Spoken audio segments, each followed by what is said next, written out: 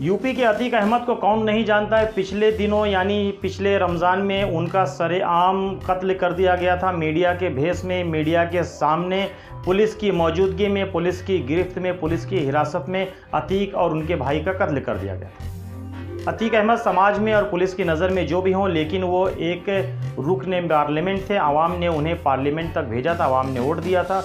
इसलिए अतीक के इंतकाल के बाद आज पार्लियामेंट में दिल्ली में लगने वाले पहले मानसून इजलास में उन्हें खिराज अकीदत पेश किया गया।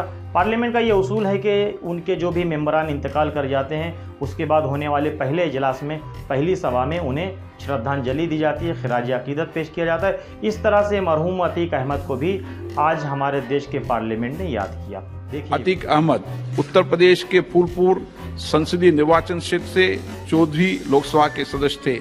श्री अहमद रेल संबंधी समिति के सदस्य रहे। इससे पूर्व उत्तर प्रदेश विधानसभा के सदस्य भी रहे। श्री अतीक अहमद का निधन 15 अप्रैल 2023 को 60 वर्ष की आयु में प्रयागराज में हुआ।